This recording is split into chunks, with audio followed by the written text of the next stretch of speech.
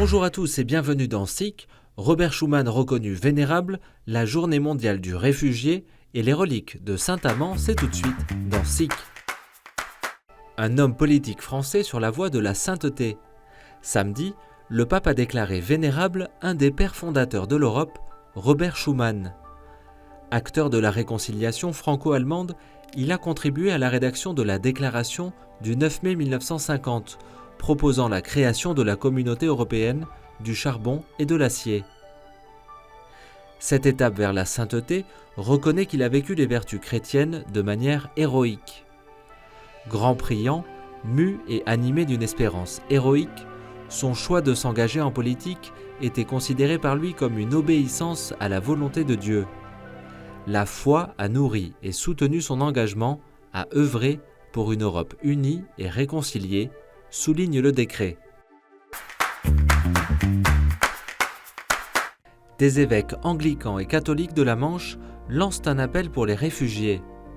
Ils sont nos frères et sœurs en humanité et méritent d'être aidés pour trouver des lieux où ils peuvent vivre dignement et contribuer à la société civile, ont rappelé 6 évêques des églises présentes des deux côtés de la Manche, dont l'évêque d'Arras et l'archevêque de Lille. De Belgique, France et Angleterre, leur déclaration pour la Journée internationale des réfugiés promue par les Nations Unies, célébrée hier, lance un appel. Accueillir, écouter les étrangers et surtout prier avec un engagement concret, encourager les habitants de nos régions à créer un climat d'accueil et de compréhension pour ces exilés. En célébrant l'Angélus, place Saint-Pierre à Rome, le pape François a employé des mots forts à cette occasion. Apriamo il nostro cuore ai rifugiati, facciamo nostre le loro tristezze, le loro gioie, impariamo dalla loro coraggiosa resilienza. E così, tutti insieme, faremo crescere una comunità più umana, una sola grande famiglia. L'Église célébrera quant à elle la Journée mondiale du migrant et du réfugié le 26 septembre 2021 sur le thème « Vers un nous toujours plus grand ». Plusieurs initiatives et prières sont d'ores et déjà disponibles sur le site mission-et-migration.catholique.fr.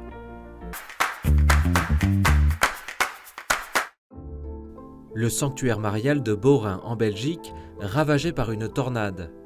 Vers 23h samedi, une violente tempête a emporté une partie des arbres, détruisant dans leur chute les présentoirs et les bancs du jardin des apparitions où la Vierge Marie est apparue à 33 reprises à des enfants au cours de l'hiver 1932. Si aucune victime n'est à déplorer, la basilique et le bâtiment d'accueil ont été très endommagés. Par chance, la statue de la Vierge et la chapelle votive, bâtie à la demande de la Vierge, sont demeurées intactes. Grâce à un élan de solidarité relayé sur le compte Facebook du sanctuaire, le jardin des apparitions a pu être de nouveau accessible dès dimanche après-midi pour la prière du chapelet. Peut-être le plus beau que nous avons dit au sanctuaire depuis 1932, confie le père Joël Rochette, recteur du sanctuaire, sûr que la Vierge Marie nous aidera à nous relever. Autre épisode de tornade dans la commune de Saint-Nicolas de Bourgueil, en Indre-et-Loire. Ce samedi, en début d'après-midi, les vents ont dévasté une partie du toit et le clocher de l'église, ainsi que d'autres bâtiments. Heureusement, l'édifice était vide.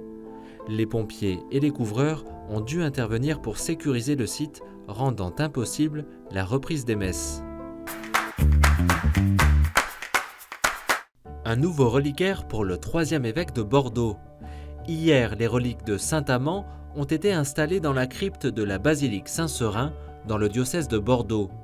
Saint-Amand est le 3e évêque de Bordeaux, au 5e siècle, dont les restes étaient conservés dans la sacristie de la basilique Saint-Seurin.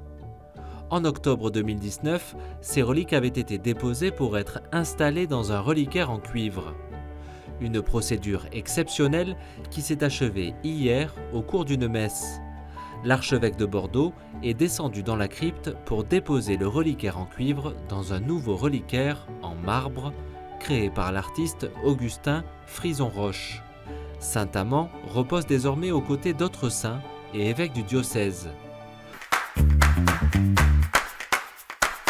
La canonisation du père Chevrier est officiellement en route. Le 17 juin, une célébration a lancé le processus vers la canonisation du bienheureux Antoine Chevrier, à la chapelle du Prado de Lyon. Ce prêtre lyonnais s'est fait connaître au XIXe siècle en fondant une école de prêtres dans le quartier pauvre de la Guillotière, à Lyon. Il a été béatifié en 1986 par le pape Jean-Paul II. Depuis, la commission d'enquête pour sa canonisation s'est élargie à de nouveaux acteurs, la Congrégation des Sœurs du Prado, des laïcs consacrés de l'Institut féminin du Prado et le diocèse de Lyon. La célébration a permis d'officialiser leur rôle au sein de la commission, aux côtés de l'Institut des prêtres et du postulateur de la cause, le père dominicain Gianni Festa. Durant la cérémonie, Monseigneur Olivier de Germay, archevêque de Lyon, a béni l'icône du Père Chevrier afin de promouvoir la figure du Père Chevrier dans la famille internationale du Prado et dans l'église de Lyon. En vénérant dans cette icône le bienheureux Antoine Chevrier, donne à tes fidèles, illuminés par son exemple et soutenus par sa paternelle intercession, de sincèrement désirer de progresser sur le chemin de la sainteté.